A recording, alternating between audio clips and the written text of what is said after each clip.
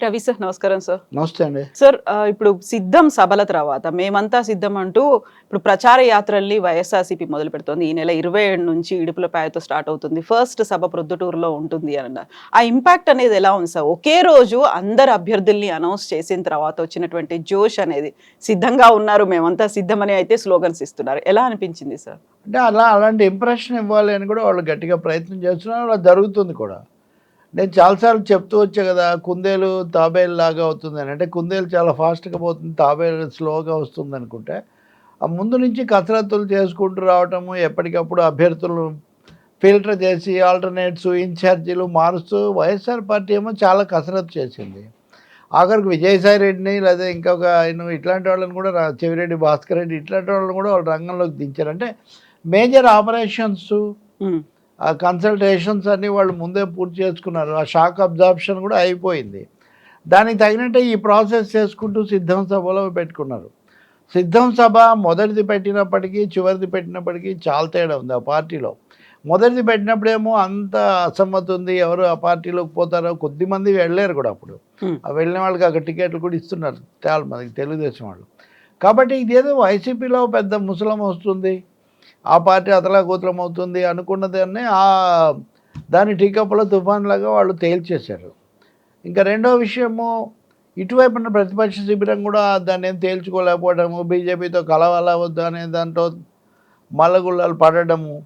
మూడోది అభ్యర్థులకు సంఖ్యకు సంబంధించి కూడా ఒక అంచనాకు రాలేక 30 వాళ్ళిద్దరికి కలిపిన ఒక మాట, పవన్ కళ్యాణ్ తగ్గించుకోవడం. ఇలా చూస్తుంటే ఒక విధంగా చూస్తే అదేమో చంద్రబాబు చెప్పిన ప్రకారం నడుస్తుంది అంత అనిపిస్తుంది. ఇంకోవైపు నుంచి చూస్తే మోదీ మాటే అక్కడ చెల్లుతుంది అనిపిస్తుంది. మొత్తం మీద ఎన్డీఏ అని అనేవాళ్ళు కాదు కదా, వాస్తవంగా తెలుగుదేశం కూటమి అనాల్సింది కాస్త ఎన్డీఏగా మారిపోయి మోదీ ప్రధానంగా అది మారినప్పుడు రాష్ట్రంలో ప్రొజెక్షన్ అన్నది ఇక్కడ తగ్గింది. ఈవెన్ తెలుగుదేశం కోరుకున్నట్టుగా కూడా చంద్రబాబు నాయుడు ఆయన విజన్, ఆయన అమరావతి కట్టాడు, ఇది కట్టాడు, అది పోయింది.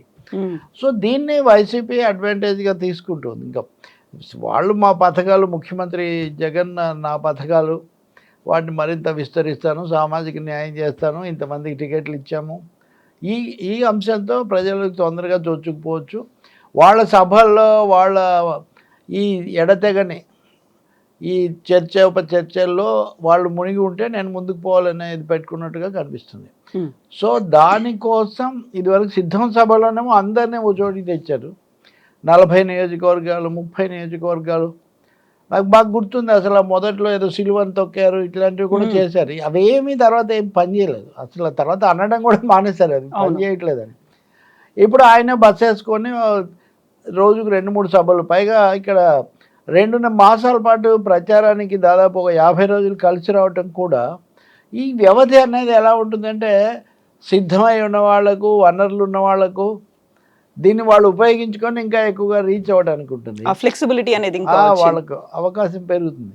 అటువైపునేమో కొంచెం వనరులు అన్నీ ఎదురీతలాగా ఉన్నవాళ్ళు, అలాగే ఈ అధికార యంత్రాంగం, ఇంత పెద్ద యంత్రాంగాన్ని తట్టుకోలేమన్న పరిస్థితిలో ఉన్న వాళ్ళకేమో ఇదొక ఇన్ని రోజుల పాటు దీన్ని బిగపట్టుకోవటం, ఆ పట్టు నిలుపుకోవటం ఒక సమస్య అవుతుంది. సో దీన్ని అడ్వాంటేజ్ తీసుకోవాలంటే జగన్ రంగంలోకి దిగాలి, బస్ వేసుకొని వెళ్ళాలనేది పెట్టుకున్నట్టున్నారు. అందులో ప్రొద్దుటూరు అది ఆల్మోస్ట్ కడప జిల్లాలో భాగం. రాయలసీమ వాళ్ళకి బాగా బలమైంది, ఎక్కువ సీట్లు వచ్చేది రాయలసీమ కాబట్టి రాయలసీమలో మొదలు పెడుతున్నారు.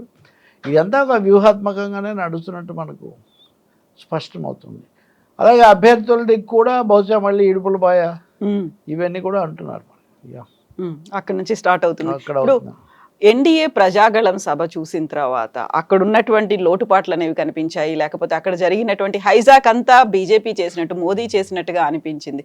సంసిద్ధంగా ఉన్నారనిపించింది అసలు, లేకుంటే ఇంకా వాళ్ళు టీచింగ్ ట్రబుల్స్ అనేవి ఉన్నాయంటారా? చిన్న చిన్న ట్రబుల్స్ ఎప్పుడు ఉంటాయి, కానీ వైసీపీకి సంబంధించి వాళ్ళకి లేని ఒక అడ్వాంటేజ్ వీళ్ళకు ఉంది. ఒకటి, వీళ్ళ అధికారంలో 150 స్థానాలతో ఉన్నారు. రెండోది, చాలా కాలంగా మిగతా విమర్శలు, అనేక కొన్ని వర్గాల కోరికలు ఇట్లాంటివి ఏమున్నా కానీ ప్రతి ఇంటికి నా పథకం చేరింది, బటన్ నొక్కితే మీకు పథకం వచ్చింది, మధ్యలో ఎవరు ఇంకా మధ్యలో అడ్డంకి లేదు, ఈ నెల తిరిగేసరికి మా ఖాతాలో డబ్బులు పడతాయి అనేది ఎంతో కొంత అనేది ఒక పెద్ద ప్లస్ పాయింట్ అయి కూర్చుంది. ఇంకా రోజు ప్రచారం చేసుకోకుండా ఇంటింటికి ఇంకా అది దానికి తోడు వాలంటీర్లు వీళ్ళందరితో చేసుకున్నది అది అట్లాగే ఉంది. ఇంకా అన్నిటికంటే ముఖ్యమైనది ఒక జాతీయ పార్టీకి ఒక ప్రాంతీయ పార్టీకి ఉండే తేడా. వైసీపీ టీడీపీ మాత్రమే క్లాష్ అయి ఉంటే అప్పుడు అది 2 ప్రాంతీయ పార్టీల మధ్య, అందులోనూ ఒక బాగా ఓడిపోయి కాస్త వయసు పెరిగిన చంద్రబాబు నాయుడు కాస్త మంచి దశలో మంచి స్థితిలో ఉండి పథకాలతో వస్తున్న యువ ముఖ్యమంత్రి, వీళ్ళ మధ్య పోటీలాగా ఉండేది. కానీ అదనంగా ఒక థర్డ్ డైమెన్షన్ లాగా మోదీని ఎక్కువగా తెచ్చి అది కూడా వెంటబడి మరి తీసుకొచ్చి ఇవన్నీ చేసిన తర్వాత మీరు చూస్తే వాళ్ళ ప్రకటనల్లో ఎక్కడ సంయుక్త ప్రకటనలో మనం ఇదివరకు చర్చించాం, తెలుగుదేశం నాయకత్వం అని కానీ, చంద్రబాబు నాయుడు అధికారంలోకి రావటం అని కానీ, జగన్ ఓడించడం ఇట్లాంటివి ఏమీ లేనిలో. అంటే ఎన్డీఏ ప్లాంక్ లేదా ఎన్డీఏ పిలుపేమో కొంచెం బ్లాంక్గా ఉంది. రాష్ట్రం కోసం సేవ చేయటం, గతంలో చేసినట్టుగా చేయటం, గతంలో అనగానే గతంలో అది ఇచ్చారా ఇది ఇచ్చారా ఈ ప్రశ్నలన్నిటికీ జవాబు చెప్పాల్సి వస్తుంది. సో దేన్ని అవాయిడ్ చేయాలి అనే ఒక పరిస్థితిలో కూడా వాళ్ళు ఉన్నారు. వీళ్ళకి వచ్చేసరికి అది సింగిల్ లీడరు, కర్త కర్మ క్రియ విధాత సంధాత అన్నీ ఒక ఆయన అన్నట్టుగా ఉంది. అది కూడా ఆయన ముఖ్యమంత్రి, వయసులో ఇది యంగ్ కాబట్టి కంపారిటివ్గా. So that way propaganda advantage, decision మేకింగ్లో నిర్ణయాలు తీసుకోవడంలో కూడా కొంత వేగం, పట్టు ఇవన్నీ ఎక్కువగా ఉండే అవకాశం కూడా చాలా ఉంది. ఇంకొకటి ఏంటంటే ప్రతిపక్షం కూడా ప్రభుత్వ పక్షంలో లేకపోతే వాళ్ళకి సంబంధించిన వాళ్ళల్లో ఉన్న రాజకీయమైన అంశాలు, ఆ లోపాలు గుర్తించి రాజకీయంగా దాడి చేసి రాజకీయంగా ఎదుర్కొనే బదులు వ్యక్తిగత అంశాలు లేకపోతే అది ఇది తాడేపల్లి ప్యాలెస్ ఇట్లాంటి వాటి మీద పడిపోయారు. ఇప్పుడు వివేకానంద రెడ్డి కేసే ఉంది, అది మనం విడిగా కూడా చర్చించాలి. గత ఎన్నికలప్పుడే ఉంది అది, మళ్ళీ ఇప్పుడు ఎన్నికలు జరుగుతుంటే కూడా మళ్ళీ దాని చుట్టూ ఎలాగో కోర్టుల్లో ఉంది, బయట ఎవరు మాట్లాడినా అది తేలేదేమి ఉండదు. అంటే ఇవన్నీ మిస్ప్లేస్డ్ అజెండాస్ ఏమో అనిపిస్తుంది. దానికి మించిన అప్డేట్స్ అనేవి లేవు, అప్డేట్ చేయకపోవటము, అవే అంచనా వాటిలోకే వెళ్ళటము, తీరా అది కూడా కొన్ని సందర్భాల్లో రివర్స్ అయిపోయి రకరకాలుగా మారటం. దీనివల్ల ఈయనదేమో సింపుల్ అజెండా, నా పథకాలు నా పార్టీ ఇంకా మెరుగు చేస్తాను, వాళ్ళని నమ్మకూడదు, వాళ్ళ దగ్గర సింపుల్ అజెండా మెసేజ్. సో ఈ కారణం వల్ల కొంచెం లెవెల్ ప్లేయింగ్ ఫీల్డ్ అంటారు చూడండి బ్యాటిల్లో. పైగా అక్కడ ప్రతిదానికి ఇప్పుడు వాళ్ళు గ్యారంటీలు అన్నారు, చంద్రబాబు గ్యారంటీలు ఇచ్చారు, పవన్ కళ్యాణ్ ఇచ్చాడు, రెండింటిని సింక్ చేసి మేము కొత్త మేనిఫెస్టో. ఇప్పుడు మొన్న ఎవరు మేనిఫెస్టో విషయమే మాట్లాడలేదు, ఇది గ్యారంటీల ప్రస్తావనే రాలేదు. అంటే వాళ్ళది వాళ్ళు కూడా చెప్పుకోవడానికి కుదరనంత సమన్వయ లోపం అక్కడ ఏర్పడింది.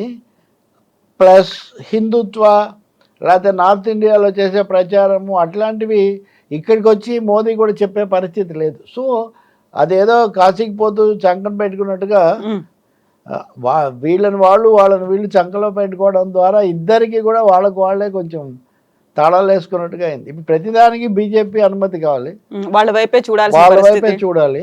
వాళ్ళేమో అందుబాటులో ఉండరు, వాళ్ళు వినరు. ఇంకోటి ముందు నుంచి కూడా మోదీకి ఏమంత పెద్ద సంతోషంగా ఒప్పుకోలేదు అనేది కూడా ఉంది. కాబట్టి దీన్నే జగన్ బాగా అడ్వాంటేజ్ తీసుకోవాలనుకున్నట్టుగా ఉన్నారు. మరింత తీవ్రంగా బహుశా అగ్రెసివ్ దూకుడుగా జనంలోకి వెళ్ళే అవకాశం ఉంది. వాళ్ళ మీడియా మీద ఎక్కువ ఆధారపడటం. ఇంకోటి ఏమో అసంతృప్తులు కూడా వచ్చేసాయి కదా, ప్రతి జిల్లాలో వస్తాయి ఎప్పుడైనా, కానీ ఇక్కడ ఆ మోతాదు ఎక్కువ ఉంది. దానివల్ల ఏమైందంటే ఈ మొత్తాన్ని భుజాన్ని వేసుకొని మోసే వాళ్ళు కూడా కొంచెం సమస్య ఏర్పడుతుంది. ఎవరిది బాధ్యత అనేది కూడా, ఎవరిది బాధ్యత ఎవరికి అక్కడికి లోకేషే కనపడలేదంటే జగన్కి సమస్యలు లేవు కదా అక్కడ. ఇంకా ఆయన ఒక్కడే, ఆయనతో పాటు స్థానిక అభ్యర్థులు వాళ్ళు ఎవరో ఉంటారు, కొంతమంది పెద్దలు ఎవరో ఉంటారు. కాబట్టి ప్రత్యర్థి పక్షం లేదా ఎన్డీఏగా వచ్చిన తెలుగుదేశం జనసేన వాళ్ళ అననుకూలతలు ప్రతికూలతలు తమకు బాగా అనుకూలంగా ఉండే విధంగాను మేము దూకుడుగా ఉన్నాము, మేము చాలా కాన్ఫిడెంట్గా ఉన్నాము, వాళ్ళేమో కన్ఫ్యూజ్డ్గా ఉన్నారు. So it is a way confidence versus confusion అన్న పద్ధతిలో ఎన్నికల దీన్ని చిత్రిస్తున్నట్టుగా కనిపిస్తుంది. ఇక్కడ సింగిల్ లీడర్ వర్సెస్ అక్కడ పార్టీలన్నీ ఇక్కడ సింగిల్ లీడర్, ఇక్కడ ఒక నాయకుడు వర్సెస్ అనేక మంది నాయకులు, అనేక తలకాయలు, ఇది తేలదు అని. కాబట్టి ఇవన్నీ ప్రజలకు కూడా ఏదో ఒక స్ట్రైట్ మెసేజ్ చూస్తారు కదా, ఆ స్ట్రైట్ మెసేజ్ ఇక్కడ మిస్సింగ్. సో జెండాలన్నీ వేరైనా ఎజెండా ఒకటే అని చెప్పినప్పటికీ కూడా, అంటే ఏ ఎజెండా ఒకటి బీజేపీదా? సహజంగా BJP under the dynamic leadership of Narendra Modi ఇవన్నీ. చంద్రబాబు కూడా అవే ఎక్కువ చెప్పారు. నిజంగా మా అందరి అజెండా బీజేపీ అజెండానే వీళ్ళు చెప్తారా? బీజేపీ అజెండా అని చెప్తే ఏపీలో ప్రజలు ఒప్పుకుంటారా? 10 ఏళ్ళ నుంచి మాకు జరగలేదు, మాకు హోదా రాలేదని వాళ్ళు కొంతవరకు జగన్ ప్రభుత్వం మీద కూడా కొంచెం అప్పుడప్పుడు తీవ్ర విమర్శలు మీరు కూడా చేయలేదు కదా అని ఉన్నప్పుడు వాళ్ళేమో మేము 10 ఏళ్ళ నుంచి చేసినట్టే ఇక ముందు కూడా చేస్తామంటుంటే, అంటే 10 ఏళ్ళ నుంచి మాకు అన్ని నిరాకరించిన వాళ్ళు ఇక ముందు కూడా నిరాకరిస్తారా అని మనలాంటి వాళ్ళు విమర్శించే ఒక పరిస్థితి. సో వీటన్నిటిలో కూడా గ్యాప్స్ చాలా ఎక్కువగా ఉన్నాయి. మూడోది పరాధీనత, అస్పష్టత, అయోమయము, ఇవన్నీ కూడా చాలా ఎక్కువగా ఉన్నాయి. బీజేపీ నాయకులు కూడా వాళ్ళ అధిష్టానానికి లేఖలు రాయటం వీటన్నిటితో. సో ఈ చాలా గొడవలు అంటే రాజకీయాల్లో ఎప్పుడండి ప్రత్యర్థుల బలహీనతే మన బలం అన్నట్టుగా కూడా ఒకటి ఉంటుంది. దానికి తోడు మన ప్లాన్ మనం వేసుకోవడం. ఈ రెండు పద్ధతుల్లో ఎప్పుడైనా ఎన్నికల్లో అవతలాళ్ళు పోరాడాల్సి ఉంటుంది. ఇక్కడ వైసీపీకి టీడీపీ శిబిరంలో ఉన్న ఈ గందరగోళము లేకపోతే ఈ అయోమయం వీటన్నిటిని తమ అడ్వాంటేజ్ లాగా వీళ్ళు చూపించుకోవడం, తమ పథకాలు తమ పరిపాలన అవన్నీ వాళ్ళు చెప్పటం. సో ఈ విధంగా చూస్తే రేపు మరింత స్ట్రైట్గా ఆయన మెసేజ్ తీసుకోవచ్చు. ఈ దాడిని ఆయన ఇంకా అప్డేట్ కూడా చేయొచ్చు. ఇదివరకే దాడి చేస్తున్నారు, వీళ్ళని నమ్మకూడదు, వీళ్ళు అబద్ధాలకు మారిపోయారు, వీళ్ళు ఇన్ని 14 ఏళ్ళు ఉండి ఏమి చేశాడు, ఒక్క పథకం గుర్తొస్తుందా, ఇట్లాంటివన్నీ చేశాడు కదా. సో వాళ్ళు కూడా గుర్తొచ్చి ఇంటే వాళ్ళు పథకాల గురించి చెప్తే ఎట్లా ఉండేదో, వాళ్ళు ఎంతసేపటికి సైబర్ టవర్స్, అమరావతి ఇట్లాంటివి చెప్పుకుంటూ గడిపారు. అదేమో పూర్తి కాలేదు. ఇంకా హైదరాబాద్ విడిపోయిన తర్వాత నేను 10 ఏళ్ళు కూడా అయిన తర్వాత ఇంకా నేను సైబరాబాద్ హైటెక్ సిటీ చెప్తే దానికి ఏమంత ఇది అప్పీల్ అంటారు, ఆకర్షణ కూడా తగ్గిపోయిన పరిస్థితి. సో ఇక్కడ ఎజెండా రాహిత్యము ఒకటి, BJP agenda Chandrababu agenda Modi తీసుకోడు, మోడీ అజెండా చంద్రబాబు తీసుకుంటేనేమో ప్రజలు ఆమోదించరు. జగన్ ఏమో నాది ఒకటే అజెండా, నాదేదో వెల్ఫేర్ అజెండా, నాది ఏపీ అజెండా అని చెప్తాడు. సో ఇక్కడ ఈ పోటీలో కూడా కొన్ని అడ్వాంటేజెస్ సహజంగా తెలుగుదేశం తిక్కమక వల్ల వచ్చినవి కూడా ఉన్నాయి. దాంతోపాటు సిద్ధం సభలు ఇవన్నీ పెట్టి అంతరంగం సిద్ధం చేసుకోవటం కూడా, ఆఖరికి సిద్ధంకు పోటీగా యుద్ధం అని దీన్ని బట్టి వాళ్ళు పెట్టుకోవాల్సిన పరిస్థితి. ఎప్పటి నుంచో మరి ప్లానింగ్లో ఏం చేశారు, ఎంతోమంది ఉండేవాళ్ళు మరి చెప్తుండేవాళ్ళు స్ట్రాటజిస్టులు. విజన్ అనే మరి విజన్, ఎలక్షన్ విజన్ లేకుండా పోయిందని కూడా ఒక సందేహం కలుగుతుంది. So independent versus dependent something అంటే ఇంకా అది ఉంది కదా వాళ్ళ సిద్ధాంతం, సింహం సింగిల్, వాళ్ళందరూ కలిసి రావడం, ఈ సింగిల్ వర్సెస్ మల్టిపుల్ అన్నట్టుగా. వాటన్నిటికంటే నా ఉద్దేశంలో రాజకీయమైన అయోమయం, సంస్థాగతమైనటువంటి ఐక్యత లోపం, అసంతృప్తులు బాగా పెరగటం, లీడింగ్ ఫిగర్ ఎవరు, నాయకత్వం వహించేది ఎవరు అన్న విషయంలో స్పష్టత లేకపోవటం. దక్షిణాదిన అందులో ఆంధ్రప్రదేశ్లో బీజేపీ ఏమీ పునాది పెద్దగా లేని పార్టీ వచ్చి అంతా వాళ్ళు చెప్పింది ఆ ప్రకారం వెళ్ళే పరిస్థితి ఉండకపోవడం. అది ఎక్కువగా చెప్పారనుకోండి. ఇప్పుడు సిఏఏ ఉందనుకోండి, పౌరసత్వ సవరణ చట్టం. ఈరోజు సుప్రీంకోర్టు 200 పిటిషన్లను తీసుకొని వాటి మీద విచారణ జరిపి కేంద్రానికి నోటీస్ జారీ చేసింది, మీరు సమాధానం చెప్పండి అని. దాన్ని చంద్రబాబు నాయుడు పూర్తిగా సమర్థిస్తూ మాట్లాడతాడు. అంటే బీజేపీతో కలవడం వల్ల మైనారిటీలు దూరం అవుతారు అని ఇప్పటికే తెలుగుదేశం వాళ్ళు భయపడుతుంటే, ఈయన ముస్లింలను పౌరసత్వానికి అంటే బయట నుంచి వచ్చే ముస్లింలను ఉద్దేశించిన సిఏఏను అంతగా బలపరచాల్సిన అవసరం ఈయనకేం లేదు. వైసీపీ వ్యతిరేకించలేదు, ఓట్లు వేసారా, వేసుండొచ్చు, కానీ అంతగా ప్రచారం అయితే వీళ్ళు చేయరు. సో ఇక్కడ వాళ్ళు బీజేపీతో ఉండడం వల్ల చాలా మోయాల్సిన పరిస్థితి కూడా వస్తుంది. ప్రత్యేక హోదా ఇవ్వలేదు అంటే మీరు కూడా కేంద్రంలో ఉన్నారు కదా, రాష్ట్రంలో వాళ్ళు కూడా ఉన్నారు కదా, ఇట్లాంటివన్నీ ఉన్నాయి. సో గతంలో ఉన్న ఈ సహవాస దోషం చాలక ఇప్పుడు మళ్ళీ సహవాసం చేయడం వల్ల అడిషనల్గా వచ్చింది, తమకు తాము కొన్ని సంఖ్యలు వేసుకున్నట్టుగా తయారైంది వాళ్ళ పరిస్థితి. ఇది కాకుండా సంస్థాగతంగా ఆశావహులను సంతృప్తి పరచలేకపోవటం, సీనియర్లను కూడా దూరం చేసుకోవాల్సి రావటం, ఇవన్నీ వాళ్ళకి ఇబ్బందిగా ఉన్నాయి. ఇందులో చాలా వాటిని వీళ్ళు ముందు చూపుతోనూ ముందస్తు కసరత్తులతో ఆ దశలు అధిగమించారు. ఇప్పుడు జగన్ ఈ బ్యాక్గ్రౌండ్లో ఈ పూర్వరంగంలో ఆయన ప్రచారానికి వెళ్ళినప్పుడు ఎక్కువ దగ్గరగా వెళ్తారు కాబట్టి పబ్లిక్తో బహుశా మరింత ఇంటరాక్ట్ అయ్యే అవకాశం ఉండొచ్చు. అది ఇవన్నీ ఆయనకు కలిసి రావచ్చు. నిజానికి ఇవన్నీ చెప్పడంతో పాటు తన పాలన మీద ఉన్న కొన్ని విమర్శలు లేదా కొన్ని లోపాలుగా తను గుర్తించినవి, పలానా మేము సర్దుకుంటాము, లేదా పలానా దాంట్లో మరింత దీని మీద ఫోకస్ చేస్తాము, ఇట్లాంటివి కూడా చెప్పగలిగితే ఫ్యూచర్ విజన్ కూడా ఆవిష్కరిస్తే కూడా ప్రజలు హర్షిస్తారు. స్పష్టత ఇప్పుడు ఉన్న వాటి మీద ఉన్నంతవరకు సంతృప్తి అని అనుకున్నా, ఇప్పుడు జరిగిన తప్పొప్పులు ఇవన్నీ భవిష్యత్తులో పొరపాట్లు ఏం లేకుండా చేసుకుంటాము ఉన్న మేరకు కూడా అని కూడా చెప్తే కూడా ప్రజాస్వామ్యంలో ప్రజలు హర్షిస్తారు, యాక్సెప్ట్ చేస్తారు. యాక్సెప్ట్ చేస్తారు. Yes sir, thank you sir.